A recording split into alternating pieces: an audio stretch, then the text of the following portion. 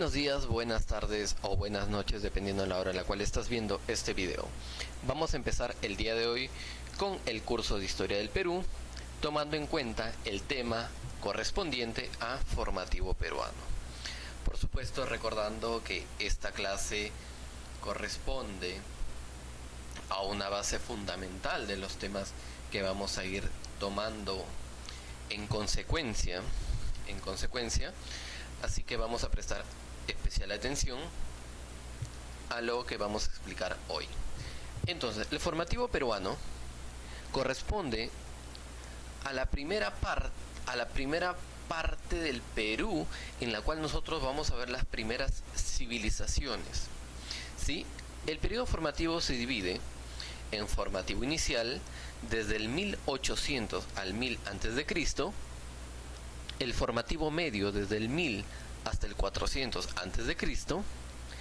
y el formativo final desde el 400 hasta el 200 después de Cristo. En este caso, el día de hoy vamos a tomar solamente el formativo inicial, Para ello nosotros habíamos comentado que el periodo formativo, y dentro del formativo inicial vamos a ver las primeras formaciones de civilizaciones, y no solamente de civilizaciones, sino de estados, de una forma más compleja de organización. Y estos estados se van a caracterizar por ser estados teocráticos, que también lo vamos a explicar un poquito dentro del tema. Dentro del formativo inicial, y lo que vamos a explicar en esta clase, vamos a ver el aspecto político del formativo inicial, el aspecto económico del formativo inicial, el aspecto cultural, el aspecto religioso y la sociedad dentro del formativo inicial. Recordando que nosotros estamos en la primera parte del formativo.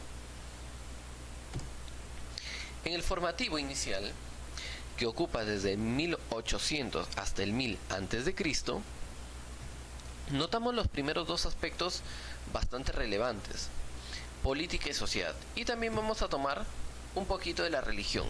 Estos tres aspectos, cuando los vayamos explicando, vas a ver que están muy entreligados uno con el otro. Tanto la política con la sociedad, y la sociedad con la religión, la política con la religión también, la religión con la política y viceversa. Todos estos aspectos están ligados de una u otra manera, y lo vamos a notar. En la política, los arqueólogos sostienen que en este periodo formativo, como su propio nombre, se forma las culturas peruanas, se empiezan a formar las primeras culturas. Aquí podemos encontrar los orígenes del Estado peruano, en las cuales, en este Estado peruano, nosotros siempre vamos a encontrar un líder que va a organizar la vida política, y estos líderes van a ser los sacerdotes. Los sacerdotes van a ser aquellos nexos entre los dioses y la población. Por eso es que a estos estados, o a estos primeros estados que habitaron durante este subperiodo, el formativo inicial, a estos estados se les conoce como estados teocráticos. ¿Qué significa teocrático? Teo proviene de Dios, y crático o kratos viene de poder. El poder de los dioses, pero este poder de los dioses representado por medio de los sacerdotes. Entonces, en la política, vuelvo a repetir, tenemos los orígenes del Estado peruano, en la cual a la cabeza de este Estado, o el líder de este Estado, va a ser el sacerdote. Y el sacerdote pues impone un Estado teocrático basado en los dioses. Y lo que mencionábamos, ¿no? En los dioses, y esto tiene que ver con la religión, que también lo vamos a tomar. Pero antes vamos a ver un poco de la sociedad. Dentro de la sociedad vamos a ver que se empiezan a marcar mucho más las diferencias sociales. Van a haber grupos sociales, los que gobiernan y los gobernados, que vendrían a ser los aldeanos o los del pueblo. Los que gobiernan son aquellos los que dirigen y planifican todas las actividades de la población. Y la población, pues aquellos que obedecen los dictámenes de los que gobiernan y también se dedican a actividades cotidianas, como por ejemplo el cultivo, el pastoreo y la producción de artesanías, a los textiles también.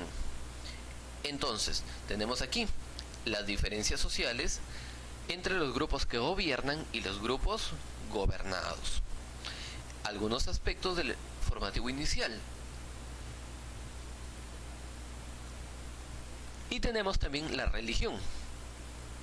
La religión, como hemos visto en la política, los sacerdotes van a jugar un papel muy trascendental dentro de la religión, ya que estos sacerdotes no solamente dirigían el Estado, sino también dirigían la religión. Esta religión, o la religión que implementaban los sacerdotes, no solamente se utilizaba para la adoración de dioses, sino también para el control de la población. La religión se basaba en el control de la población. ¿Mediante quién? Mediante los sacerdotes. Y estos sacerdotes hacían la función de comunicarse con los dioses, y estos dioses les enviaban órdenes a los sacerdotes, y los sacerdotes le enviaban las órdenes al pueblo que tenía que efectuar las órdenes. Por este motivo, por esta religión, también dentro de su cerámica, dentro de sus obras, dentro de sus aspectos un poco más profundos que ya vamos a ir viendo, van a ver que muchas de las representaciones que realizaban en la textilería, en la cerámica, representan a dioses terroríficos, a dioses de terror, dioses con grandes colmillos, dioses con una expresión terrorífica. Y como habíamos mencionado, se utiliza para controlar y reprimir a la población. Y recuerda que el sacerdote era el líder del Estado. Entonces, tenemos la política, la sociedad y la religión.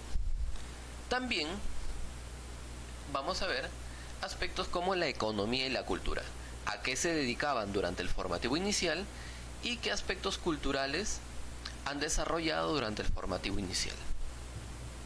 Vemos que las principales actividades fueron, por ejemplo, la agricultura, la ganadería, y se inició la elaboración de cerámica. Poco a poco se empezó a desarrollar la elaboración de cerámica.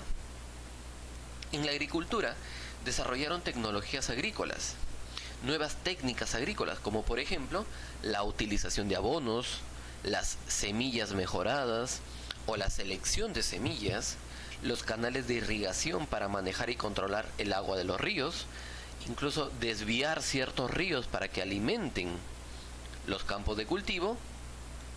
Y pues dentro de la labor de la agricultura jugaba un papel importante el sacerdote. Mira, volvemos a ver al sacerdote aquí. El sacerdote era una especie de especialista agrícola. Consultaba a los dioses cómo iba a ir la cosecha en estos meses.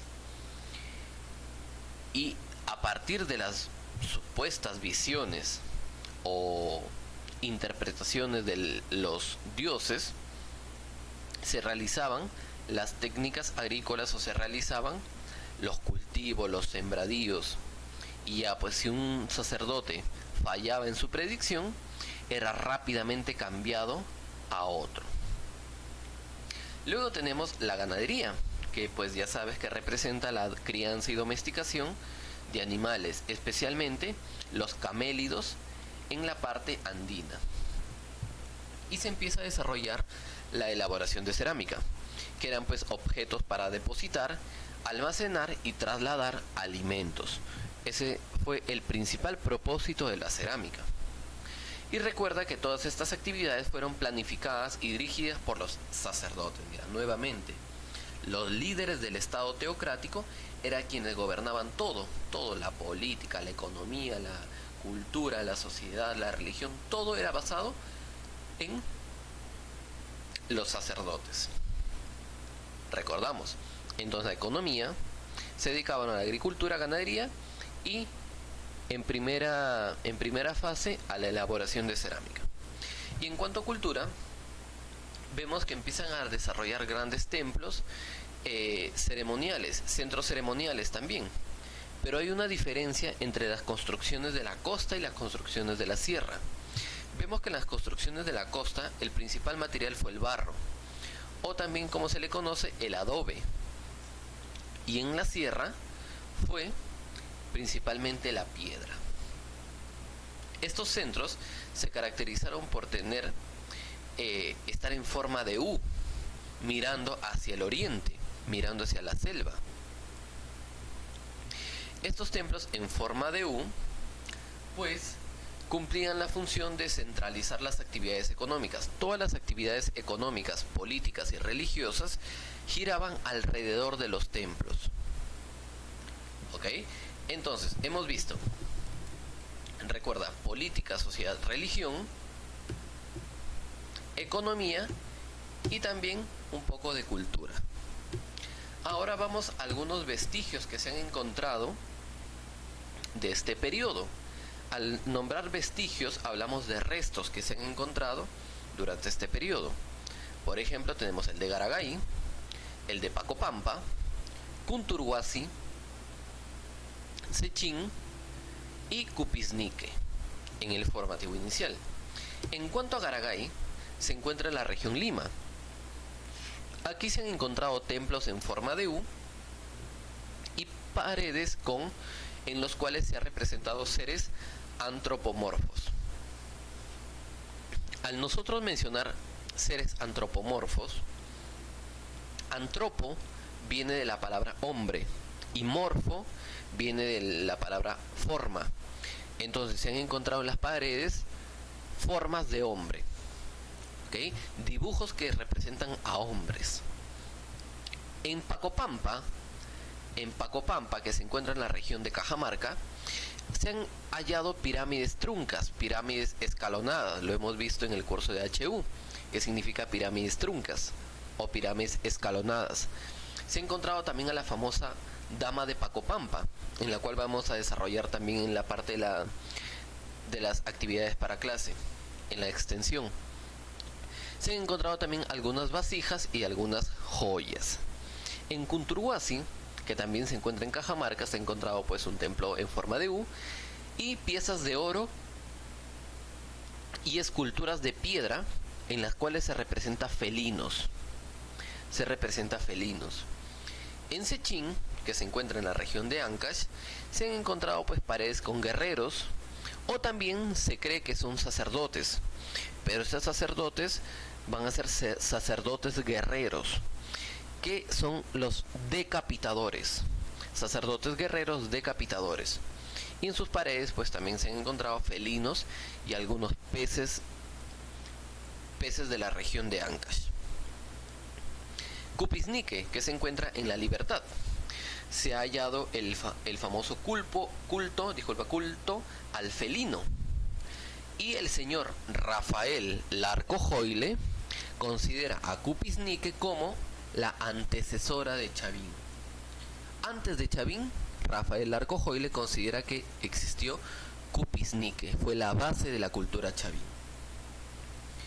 Entonces, chicos, hay que tomar en consideración los aspectos que hemos tomado, ¿sí? Analizar cada uno de los vestigios que hemos nombrado, como Garagay, Pacopampa, Cupisnique, Sechín y Cunturhuasi. Y también los aspectos social, político, económico, religioso que hemos notado en los puntos anteriores.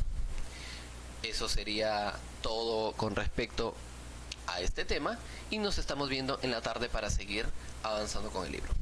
Se cuidan, chicos, buena tarde.